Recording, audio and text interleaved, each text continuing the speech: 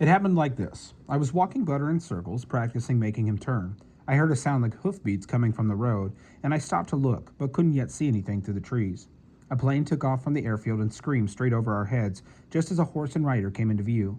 Butter didn't mind the plane. He saw dozens of planes take off every day now, but the other horse, a big brown one, wheeled in fright.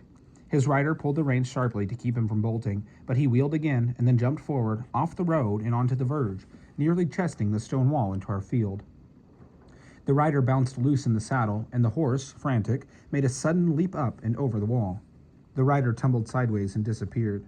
The strange horse galloped straight for Butter, reins flying, loose stirrups walloping his sides.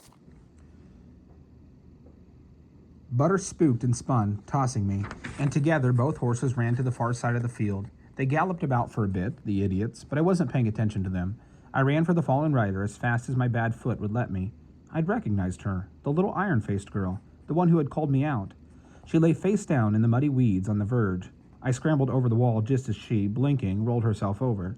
She opened her eyes and let out a string of curses that would have been at home in my lane, let alone the dockyards. She ended with, "I hate that stupid bloody horse." Bloody is not something Miss Smith let Jimmy or me say. It was a swear word, a bad one. "I hate him," she repeated, looking at me. "Are you much hurt?" She started to sit up, then fell back, nodding. "Dizzy," she said, "and my shoulder hurts something awful. Bet I broke my collarbone." She touched a place below her neck and winced. "My mother broke hers last year, hunting. Easy to do. Where's that wretched horse?" I looked over the wall. "Grazing next to the pony. Acts like nothing's wrong." She pulled herself slowly to a sitting position. "He would. I hate him. He belongs to my brother." She started to stand, gave a small cry, and sat back down with a thump. Her skin went pale, then an interesting shade of gray. "Better stay still," I told her. I went to fetch the horse. His front foot was tangled in the reins, but otherwise he seemed fine, and he stood politely while I untangled him. He was bigger than Butter and far more handsome. Beautiful, shiny coat, long, elegant legs. He sniffed my hands the way Butter often did. "No treats," I told him. I started to walk him back to the girl, but honestly my foot hurt, and also the horse was so pretty. I pulled the reins over his head, put my good foot into the left stirrup, and hauled myself aboard.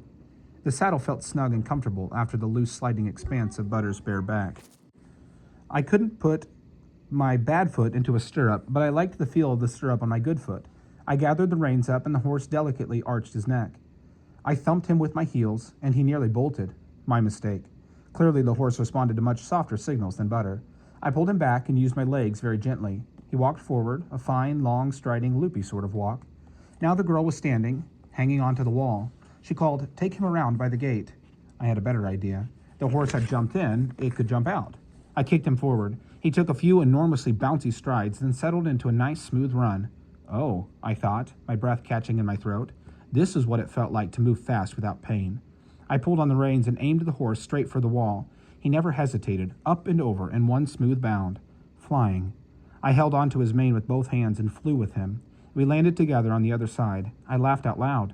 "Show off," the girl said, but she was laughing too. "Lucky you there isn't another airplane." "Lucky me," I said. "Can you ride him now?" She moved her right arm experimentally and winced. "I'll never be able to hold him," she said. "Not one-handed, and my head hurts terribly. Can I get up behind you?" I scooched forward. The saddle was plenty big. I took my foot out of the stirrup and helped pull her onto the horse. "You can have the foot things," I said. She put her good arm around my waist. "They're called stirrups," she said, slipping her feet into them. "Just go back the way I came, and walk, please. My head feels like it's smashed in two. A trot would be the end of me." Her name was Margaret. Her mother was the head of the Women's Volunteer Service, which was why she was in charge of the evacuees. "But that's not all," Margaret said. "She does war work all the time. She's trying to stay busy so she doesn't have time to worry about Jonathan. She wants to win the war herself before he's part of the fighting." Jonathan, Margaret's brother, was learning to fly planes at a different airfield far from here. He had left Oxford to do it, Margaret said. "You talk like our evacuees," she said, the same funny accent. I said, "You talk funny to me." She laughed. "I guess. But you can ride, and our evacuees, the ones staying with us, I mean, are all terrified of horses. Where'd you learn to ride in London?" "Didn't. Just teaching myself here." "Well, you're pretty good." "On a posh horse like this one, anyone would be," I said. "Our pony has me off half a dozen times a day." "Ponies are snakes," she replied. "Sneaky devils. You should see what mine gets up to." It turned out the horse we were riding was her brother's Hunter, and her mother was making her keep it exercised. Just until I leave for school, she said, which should have been last week, only they're moving the school, evacuating it, I suppose. So we're starting late. And I hate this horse, I do, and he hates me. Goes like a lamb for anybody else. Mum won't believe me. And he's worse when he's by himself, and he won't pony with my mare, so I'm stuck fighting him alone for an hour a day. All the stable lads have run off to join up, and Grimes is overworked, and there's nobody to go with me. All this talk, which I only half understood, seemed to suddenly exhaust her. She sagged against my shoulder. "You're all right?" I asked. "Not really," she said. "I feel sick."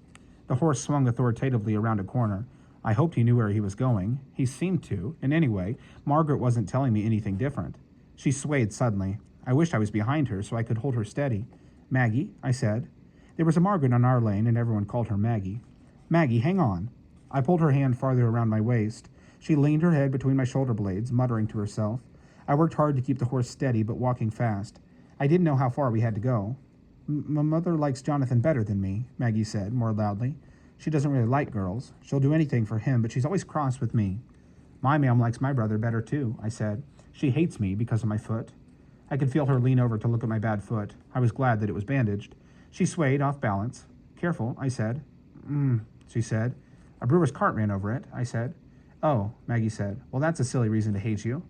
The horse clomped on. Maggie's head bounced against my shoulder. "It wasn't a brewer's cart," I said after a pause. "It's a clubfoot." That word the doctor had used. "Oh, clubfoot," her voice slurred. "I've heard of that. We had a foal born with a clubfoot." The horse turned again, down a long gravel drive planted on both sides with straight rows of trees. He stepped faster now, swinging his head. Maggie groaned. "I'm going to be sick," she said. "Not on the horse," I said. She said, and was. But she leaned over far enough that most of the sick missed the saddle. Then she nearly fell off. I grabbed her. The horse swung his head impatiently.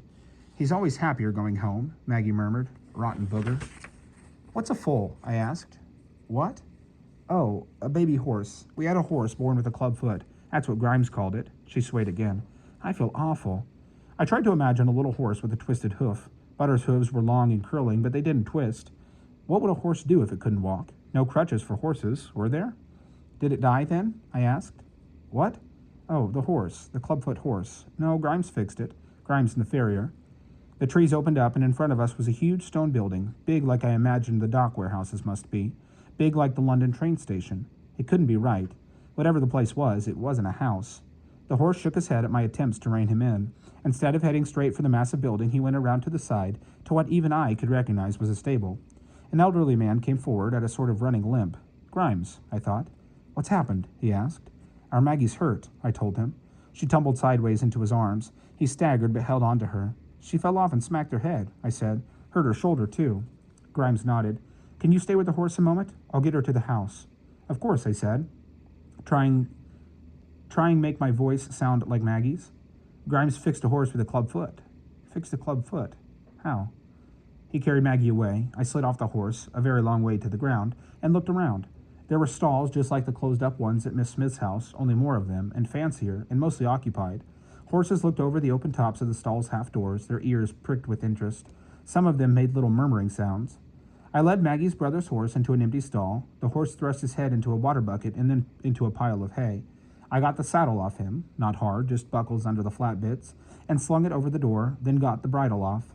I shut the horse in the stall and carried the tack and bridle to their storeroom, which I found without any trouble. One row of racks held saddles and another bridles, and I put the kit I held into the empty spaces. I wandered around looking at the other horses until Grimes returned. "Thank you," he said.